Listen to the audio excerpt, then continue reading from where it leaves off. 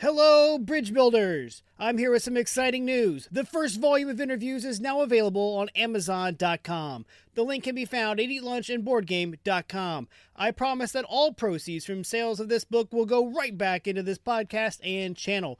Whether that is new and better audio equipment for the podcast, or video equipment for the YouTube channel, or even more games to review, the money will not be wasted. Click over to Amazon and get your copy of Eat Lunch and Board Game, the first course today. And thank you for supporting the show. As you're all aware, I read a lot of books about board gaming. One book that I read was A Board Game Education and its quasi-follow-up sequel book, More Board Game Education, and I'm joined in this episode by their author, Jeffrey Hinebaugh. He and I talk about the usual stuff and decide that we should also compare our lists of board game books, as he reads just as much as I do about board gaming.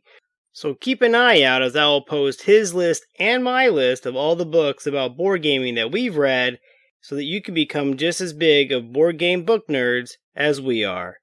Thanks for listening.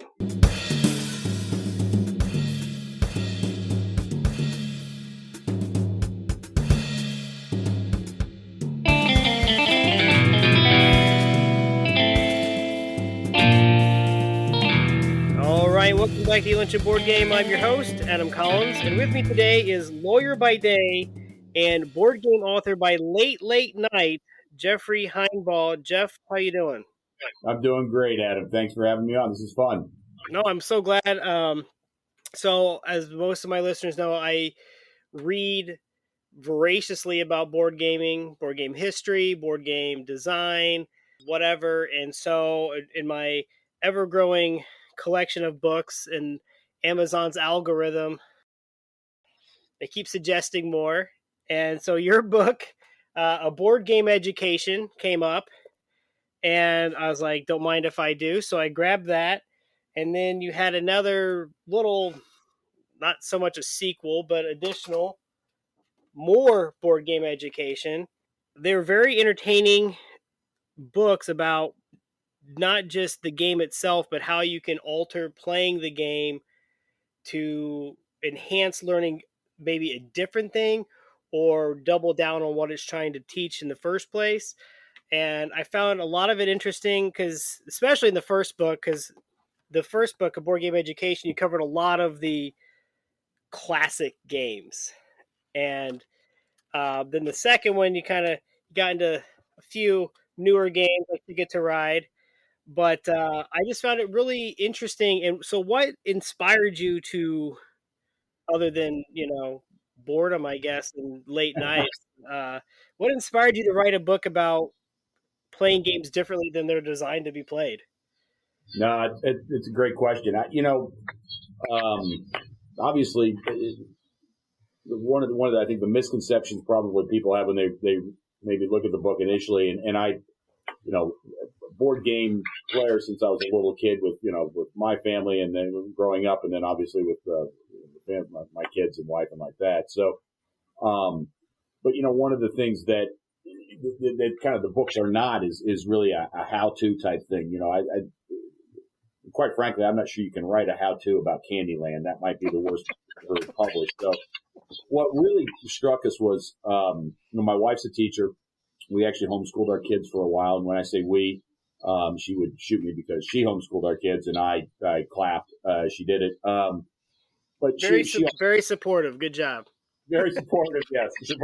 In all fairness, if I tried, I don't think they probably actually wanted me to help. It was, but one of the things we looked at is just obviously everybody learns differently. And then my wife Erica, who was again a teacher, started off in public schools over a number of different districts.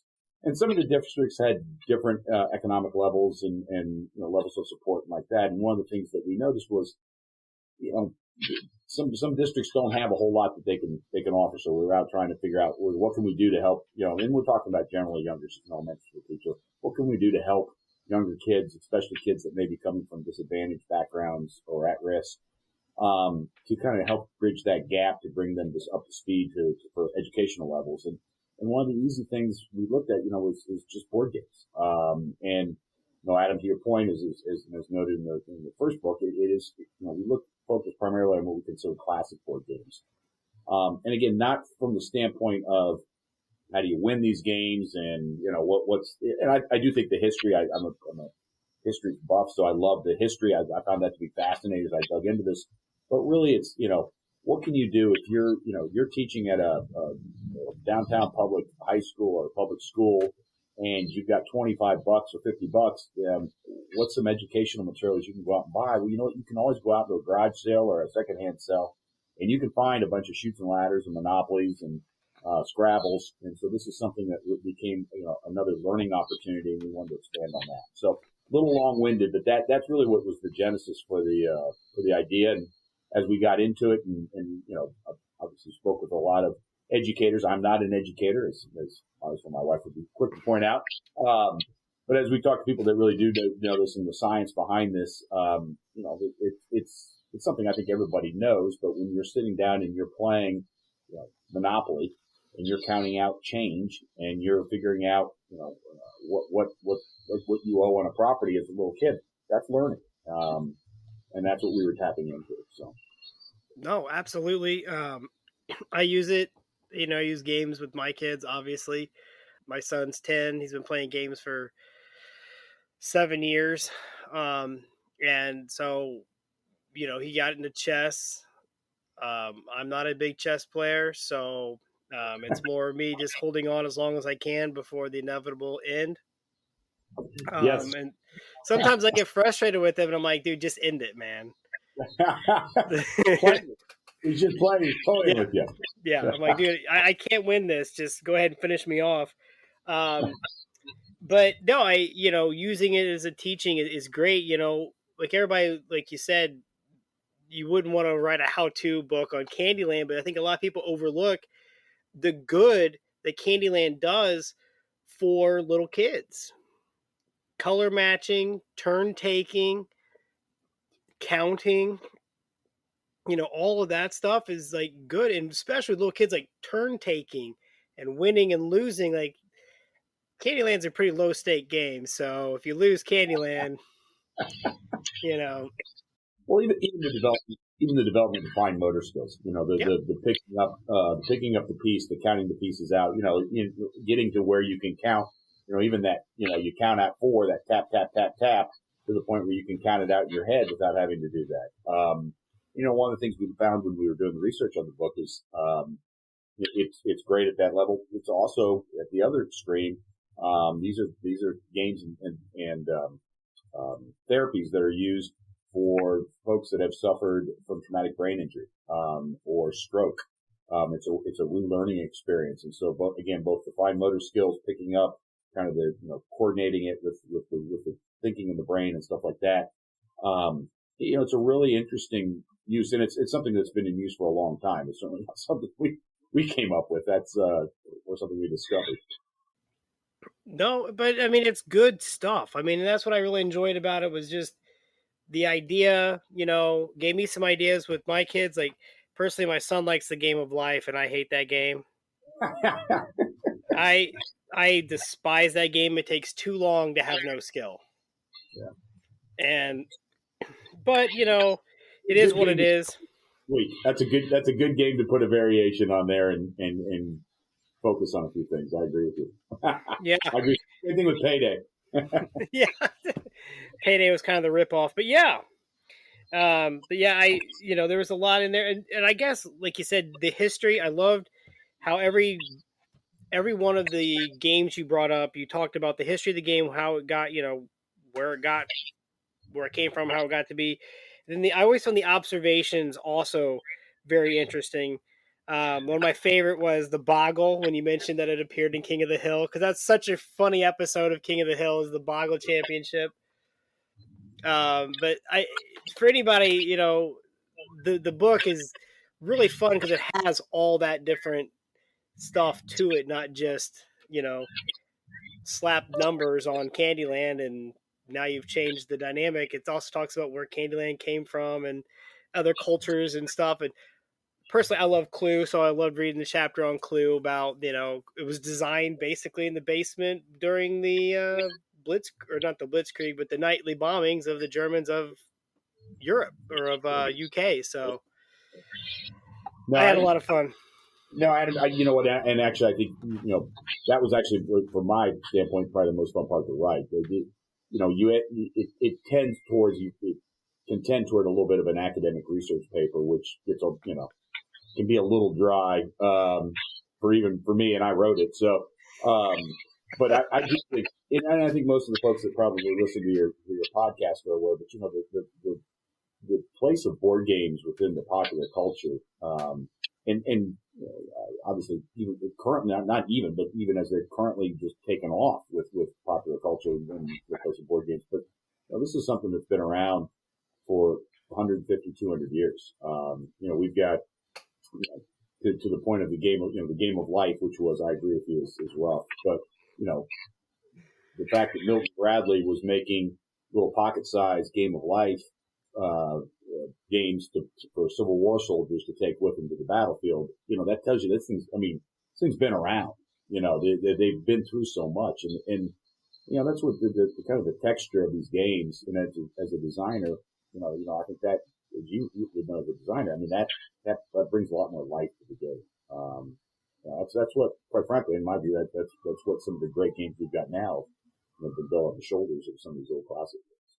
But that's where a lot of nowadays people, I've been kind of getting into more of the older games, the more classic games that you don't know are classic. And then you think about, man, like I keep bringing it up, and I apologize to my listeners because I'm going to bring up Acquire again. But Acquire is such a mind-blowing game to come out in the early 60s. It's insane to think like that game is, 60 years old and has no dice. It has no spinner. It really doesn't have a board. It just has like, the center board, but there's no like moving pieces around. And it's amazing, even by today's standards, what a great game that not enough people know about. Let's put it that way. Because, that game, 60 years old, and it's still just amazing. And that's where I get in trouble, is reading all these books about board game history. And I'm like, ooh, got to find that one, So how did you get into gaming? You said you played when you were little with your family growing up? We did, yeah. I think we were, probably fairly typical, suburban family in America. We played Monopoly. We played Clue. We played Scrabble. And I had, my dad was a physicist, a scientist. So he was a math skill, science side of it. My mom was a school teacher, and she had the English side of it. And it was some great nights. Now, it was interesting also to watch them try to play Monopoly together, because it was ugly. Of course it is. Yeah. But that was and again, I don't want to go back into I walked 10 miles uphill in the snow each way type thing. But we didn't have. I'm probably older than a lot of your listeners. We did not have internet. When Pong came out, in late 70s, I thought it was the most amazing thing ever. But prior to that, we had board games, and so we played it. It was portable. It was fun. It was and for me and for my friends, we would also play. Prior to getting in, we got into Dungeons and Dragons and some of that a little bit, which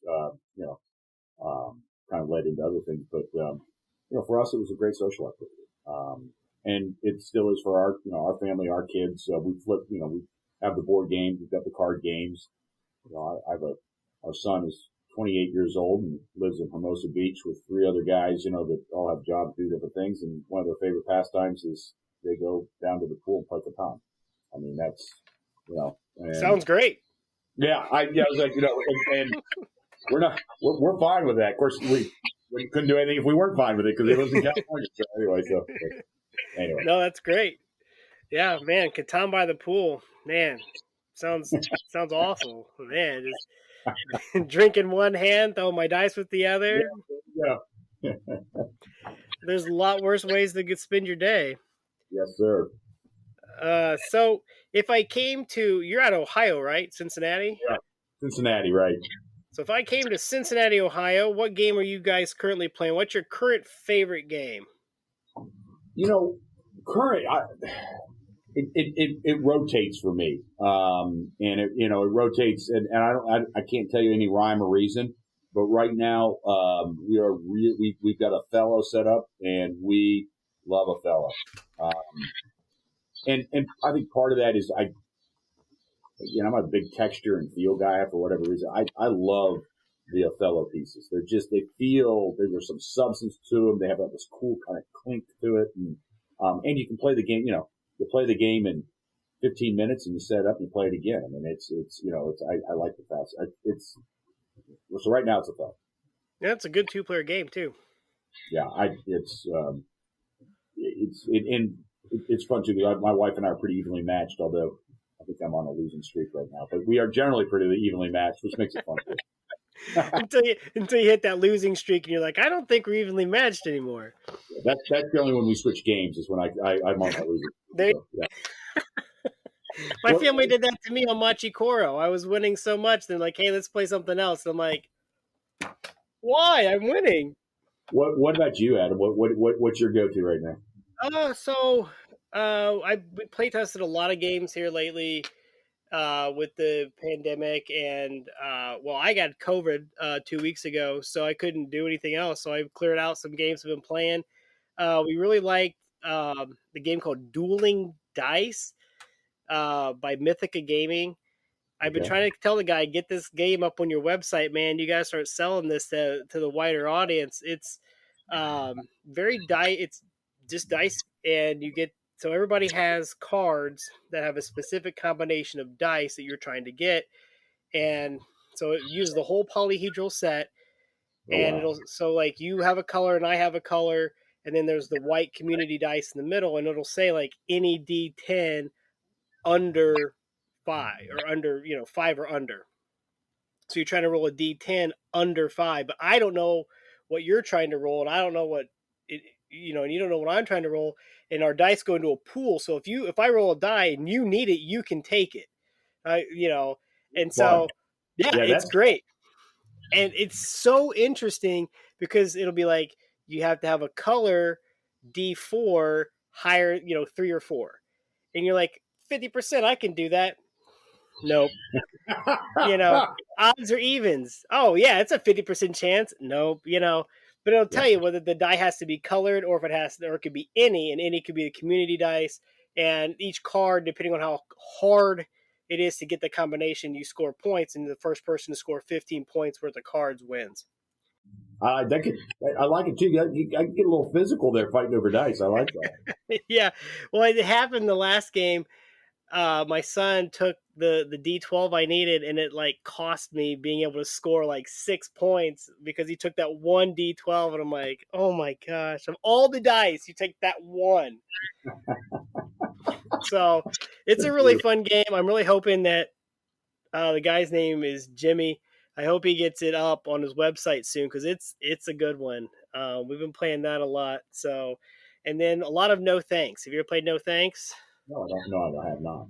Yeah, that one is a 3+ players by Amigo Games. It's fantastic. It's just a deck of cards, numbered 3 to 35, and a little baggie of tokens, and it is fantastic. And it's like $6 or $8 at Target. It's usually hanging on the peg next to Uno. my kind of game right there. That's right. Nope. That's right. Don't have to hunt it down. I like so it. Working at the law firm, do you guys get together and play games at lunch? Not as much. There are groups. We have had groups that have gotten together, and done some stuff. Generally, lunch is so spread differently between when one guy's going where I'm going, and so unfortunately we don't really do much of it. I mean, we do play a lot of cards at night. Generally a little Hold'em, which is where I decide that the odds are suspended when I have my cards, and that's why I usually lose because I don't believe them. But as far as doing a lot within the day, we really don't. We just don't have schedules just don't work. No, I bet it's a lot more complicated than I used to work at a large company, and we basically all took lunch was 11:30 to 12:30. Everybody took it then, so we all got together and played games. It made it easy. No, that would be Yeah. great. It would be great. I mean, I know there's other folks and there's other guys that we work with that have everybody's got their games, everybody got their things that they like, and we do have some pretty good conversations about them, but you're just not really playing. I get it. So back to colors. I've mentioned in Dueling Dice, you have your own set of color dice. If the game has a color, do you have a certain color that you play? I generally go for blue. Solid. And how about your wife? She would, if I'm going for blue, she would go for blue.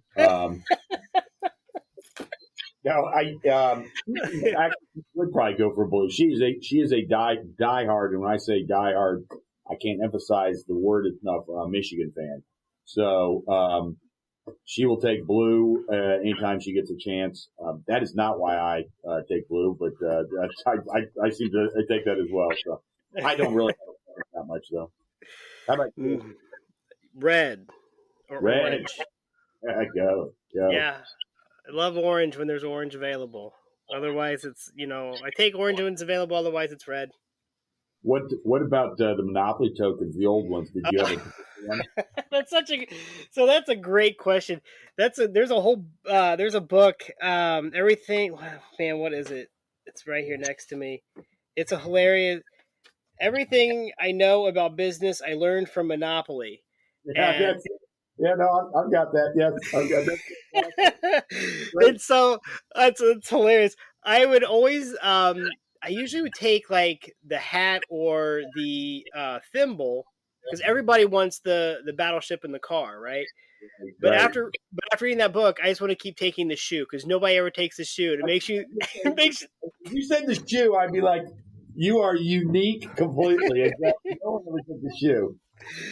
But now I would take the shoe because it puts off that you're weak and that you're not a hardcore player. And I'm like, from now on, I'm taking the shoe. There you go. I love it, man. Oh, it's so funny that you read that book too. What a great book. Fantastic. There are some really good. There's some really good board game books out there. There really are. Oh yeah, anything by Phil Orbanes is definitely worth the read. Totally agree. Yep, totally agree.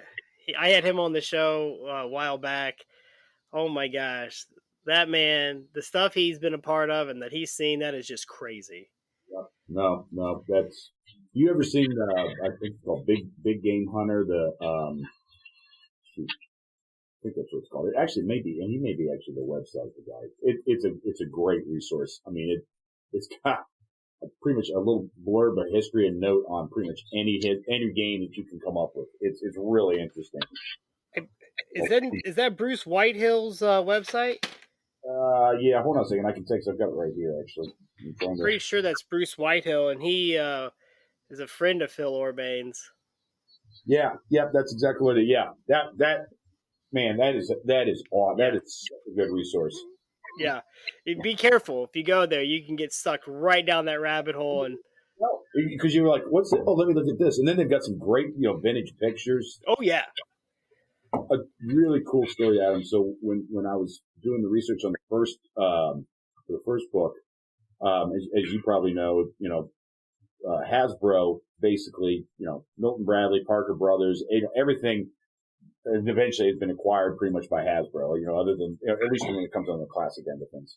So we had a trip that we went up to Rhode Island to visit Hasbro, and they're very accommodating, very nice. But they let me go into, they've got basically their, what I would say the rare book room type thing, but for their games. So they have one of the first oilcloth Monopoly boards. Where the white cloth and everything like that. And, but it was fascinating. They had a couple of the Monopoly things that had been used to smuggle out maps in World War II, type of POWs. They had some incredible old Scrabble games. It was just, it was really, really cool. I was like, this is a shame. You need to open this up and let people come in and look at this stuff. But they didn't take that suggestion. But anyway. Don't want to risk it. No, but it was, when you look at the history of something, I was like, holy cow, this is incredible. Yeah, I would love to get up there and do that. I'm gonna put that on my bucket list. Maybe I'll do that. I got to. I just the old Monopoly stuff and reading about it, and you hear all this stuff and all the old ones where like it didn't even come with tokens originally. You just found trinkets around your house. Yeah, that's right. It's hilarious. So how about a go-to 60-minute 1 hour game? I would probably, for me, I'd probably Ticket to Ride. I'm not sure I'm not sure it's necessarily going to take a 1 hour, but I mean, if I take a long time to consider my moves, so maybe it takes me an hour.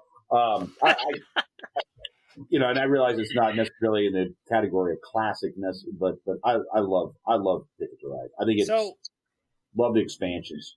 I was going to ask you what board do you like? Africa. Yeah.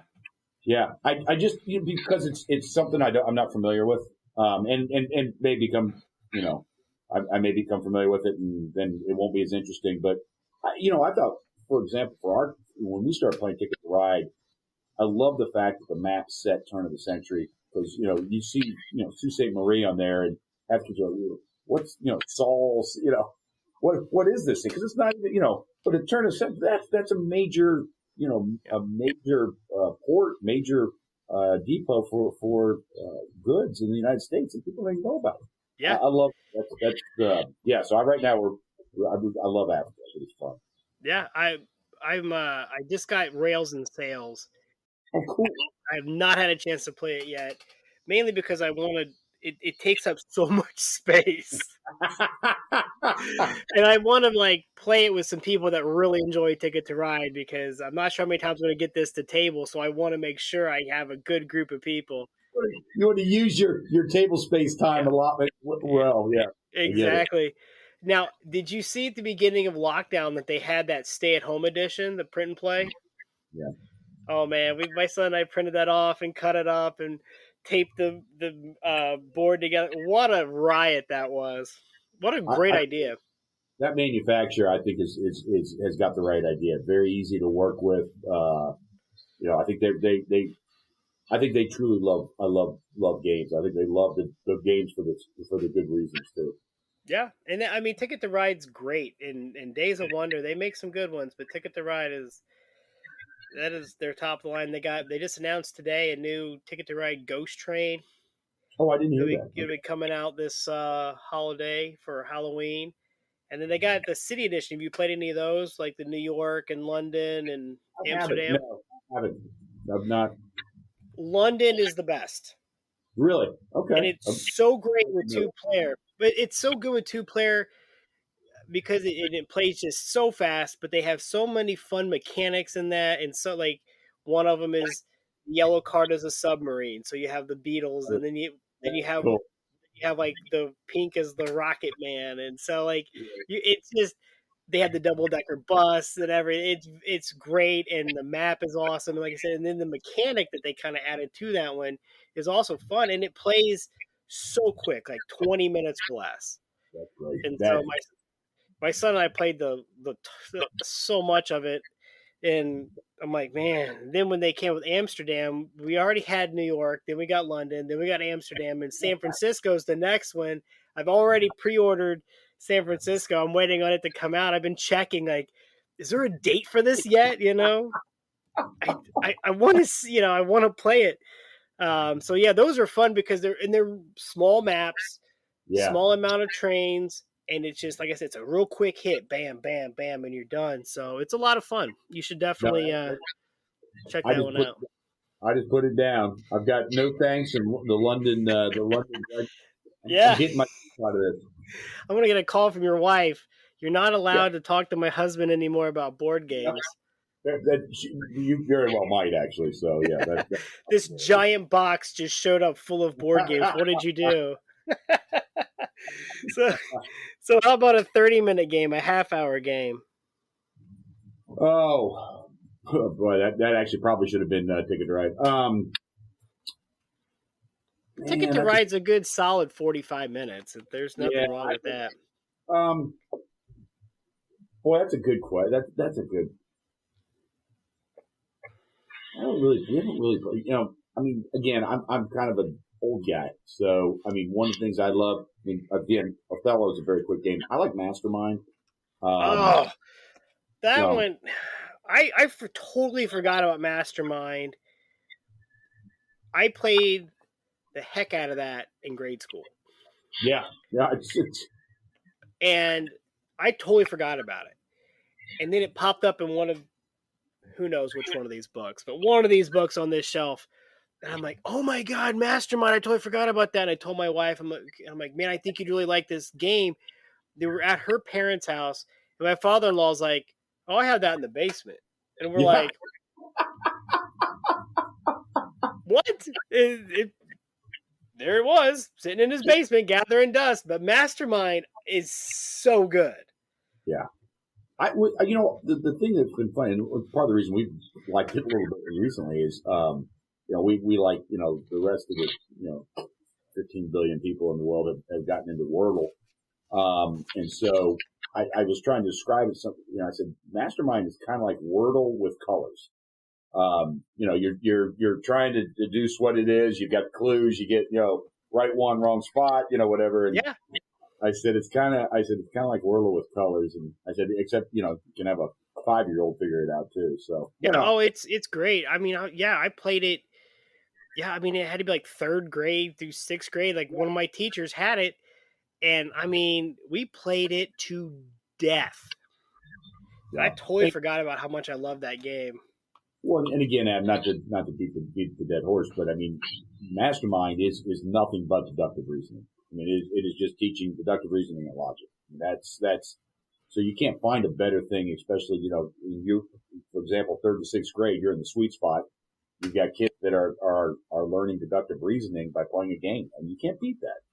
No, it is.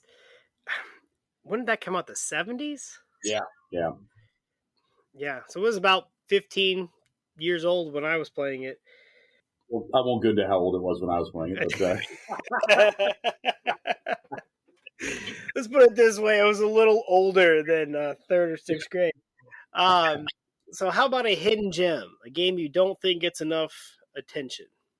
Well, again, I tend to go back towards older games. There's a game that I grew up with, which I have not been able to find. I found it once on eBay.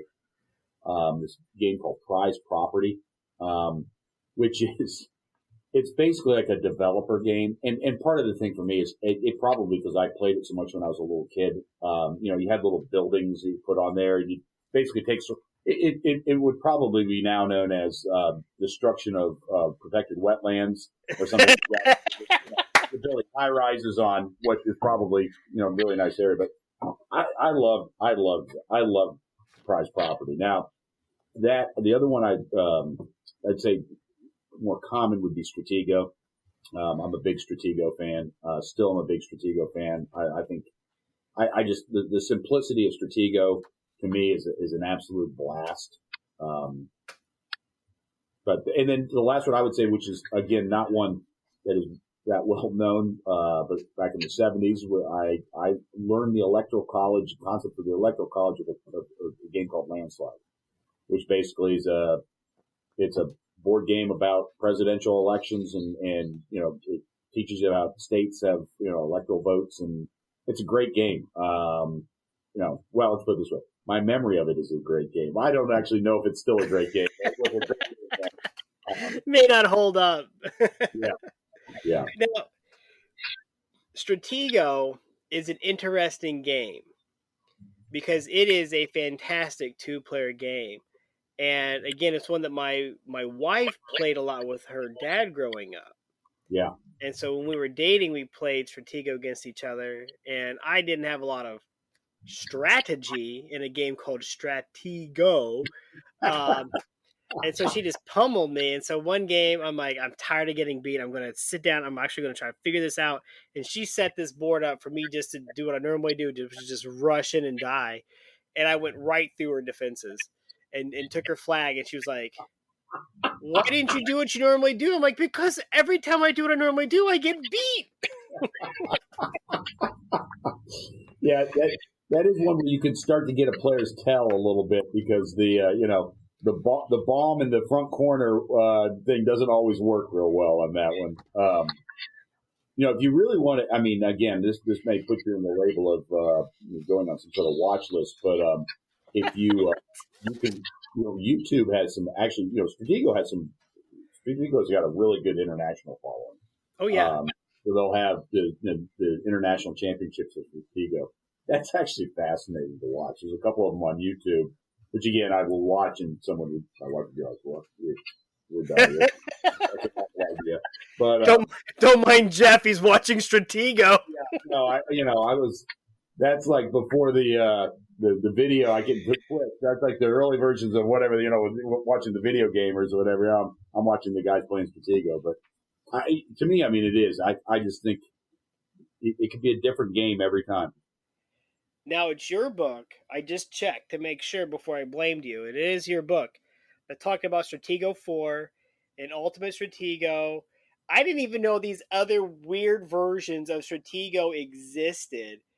And now I've got to find them because I want that. What was it, Stratego Legends or whatever? Yeah.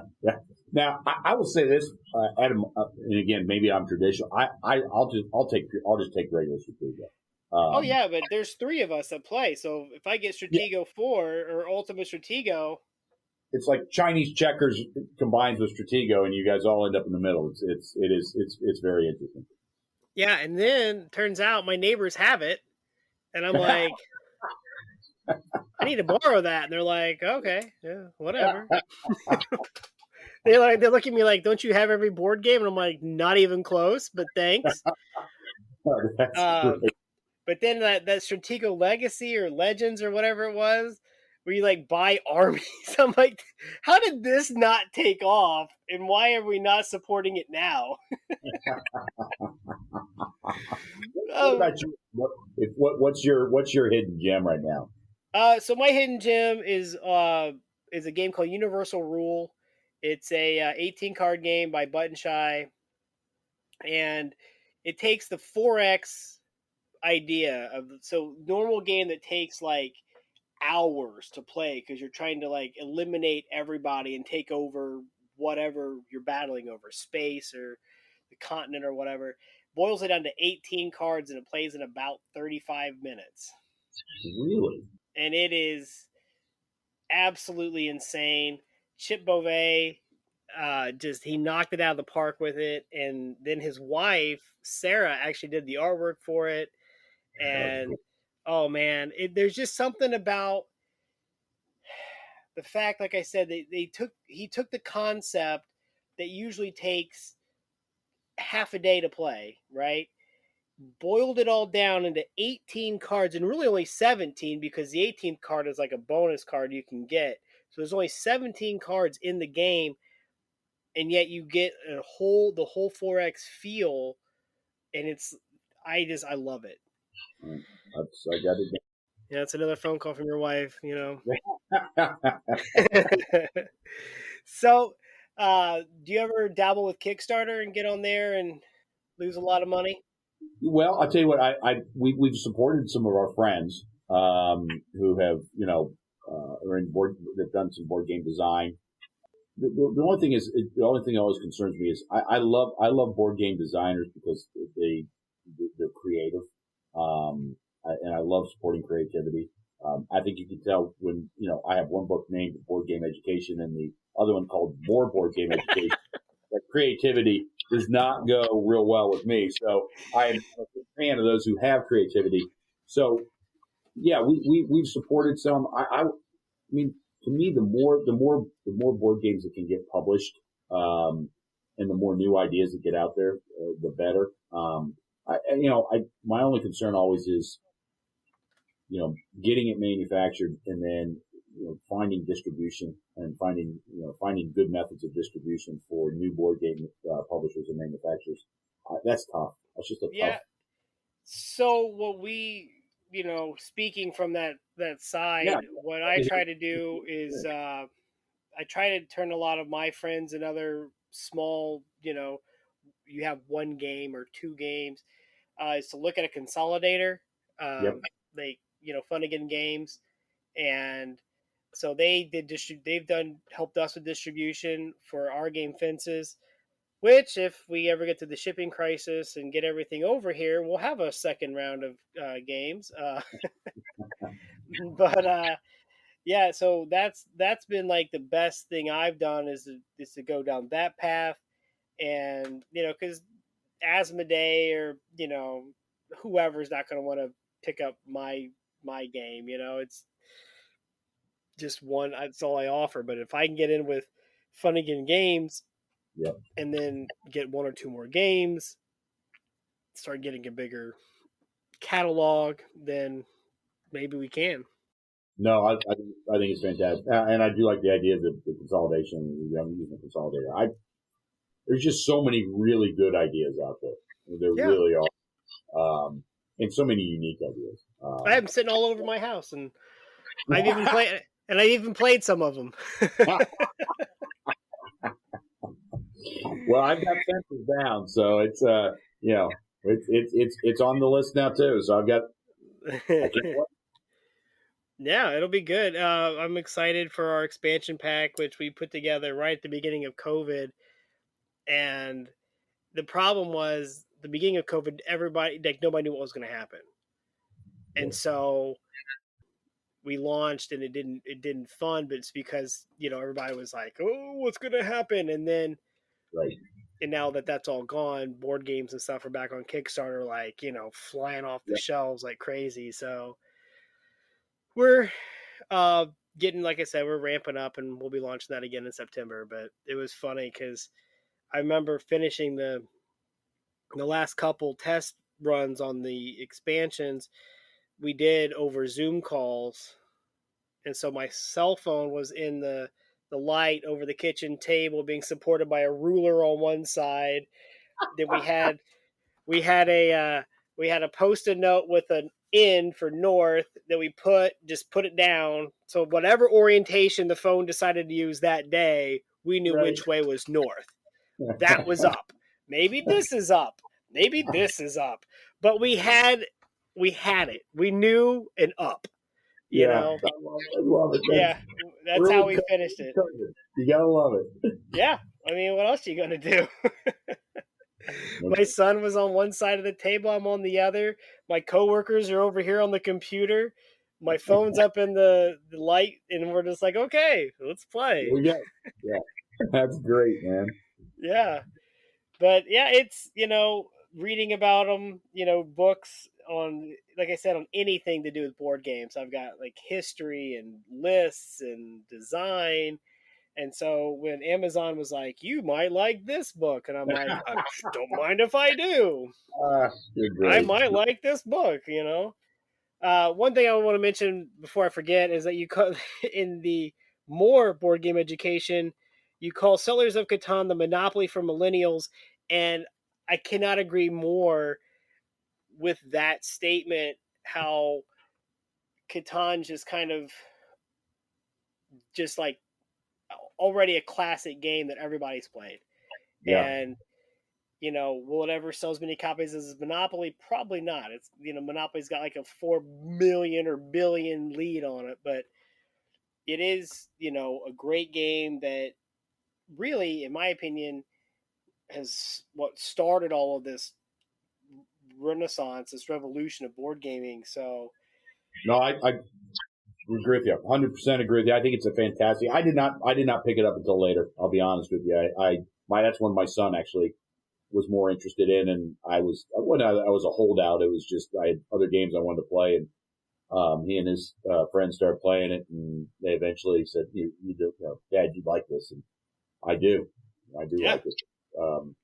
I think that the landscape for gaming now and for board games now, from an educational standpoint, is way. I mean, again, don't get me wrong. I love the classic games. That's what I wrote about. That's what I think are fantastic. But I think if you look at some of the games that your son's playing right now, the impact and the level of thinking and cognitive development and everything else that goes with those games, I mean, it's light years ahead of some of the stuff that was even 20, 25 years ago. Oh yeah. I think it's incredibly going to be incredibly helpful. Oh, Yeah, it's insane. And like I said, he plays chess at a lot higher level than I do. And so any game that he can equate to chess, I'm just I'm at a complete disadvantage so fast. Fascinating. Great. There was actually a really interesting, and I'm drawing a blank on the name of it. I just finished it, a book on, uh, gosh, it was on about 7 games that were all been solved by computer programs. It just came out. You might find it really interesting, but it's backgammon, Go, um, trying to think of the other ones, poker, although poker's not been solved, checkers, chess. It's very fascinating. I'm not mentioning that I don't really understand the whole advanced computer programming and everything else, but it is amazing when you look at these supercomputers, and actually, quite frankly, you look at the supercomputers and what they needed to do to develop to be on the same level as some of the greatest players in the world.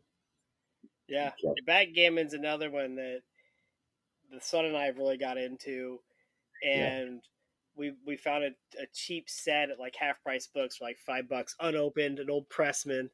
And then we were at like Goodwill and we found like a really nice set, which came with like, thing to shake your dice and roll it like a cup. And then it had the doubling cube and everything. And we were like, oh my gosh, we got to get this. And the wife's like, don't you guys already have a backgammon set? We're like, not like this. And we got a doubling cube that we can now gamble with. So I mean, Yeah, even better. this has a doubling cube. This comes with a case. It came with the little shaker, and I'm like, we don't have one like this. But then I was playing around. I don't even know how I came across it. It had to be Board Game Geek, I guess. I don't know. But backgammon, I found Army Man backgammon, No, I don't know that. and so you download these rules, and then based on the stance of your army man, he has different abilities. Oh, you gotta be kidding! I am not, Oh, and it is amazing. So we went on this, and so we just got the game Combat Storm, which is a game that a guy wrote about using army men and then building to a certain size army, and then they can move a certain distance, and it's really kind of an intense way to play army man, but it's awesome. right.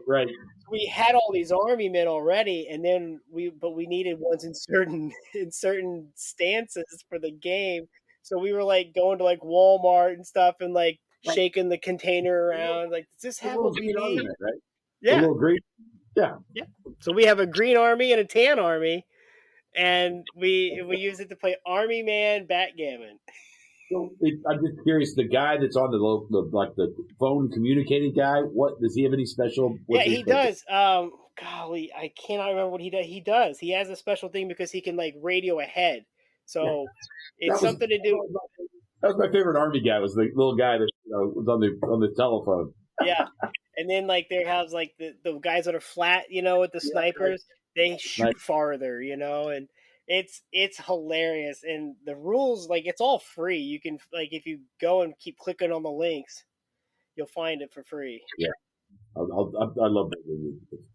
Backgammon's great, but now you throw army men into it, and it's like, this is even better. We need to compare bookshelves of board game books and make sure we've got them all. I'll say, mine have all been moved into my other office because my wife's like, these are not going to stay in our house. So I'll tell you what. There's some great. Actually, and again, I always forget on the name. You may have it on basically the history of Scrabble, but it's a more recent one on a guy that I'm drawing a blank on what his name or the author's name, but he in essence decided to live a year just going and trying to get really good at Scrabble and going to all these Scrabble tournaments and holiday in to holiday in for these little local Scrabble tournaments and stuff like that. It's fun. The guy's very funny. I think he wrote for the Post or the New Yorker or something like that. Obviously, they're different publications, so probably one or the other, not both. But really good book. I'll have to look at that. I'll have to find that one. But yeah, like I said, anything by Phil Orbanes, I've got it's such a wealth of knowledge in his books. I've got all kinds of weird ones on Monopoly and all these interview books and all kinds of stuff. And I'll send you a list of the books I have. No, that'd be great. I'll do likewise. That'd be fun. I'd love to Oh do man, I mean, that's how I find interesting people like you to talk to. Read the book, reach out to the author. No, this has been great. I've enjoyed this a lot. No, I appreciate you coming on the show. It's likewise. I've had a great time talking with you. I recommend the book, which is A Board Game Education, and then the little, we'll call it kind of a sequel, More Board Game Education. And they're very interesting. Like I said, if nothing else, reading the history and the observation of every game is worth the price of the book. Just because to me that's always the interesting stuff. Thanks, Adam. I appreciate that. It's very nice of you to say, and I'm looking forward to my first copy of Fences. So this will be great. I'll get it out to you. Hopefully our next shipment gets here before Sin City Con in Cincinnati, which I will be at. Fantastic. Yeah, and I'll give you a copy there. So, well, and I'll take you out. We'll get some Skyline chili, and then you'll have to run and sprint back to the bathroom immediately. It's free enema. What can you do? All right. If you guys want to reach out to me, it's facebook.com/groups/elunchandboardgame, elunchandboardgame.com, or you can email me at elunchandboardgame@gmail.com. And remember, board games build bridges.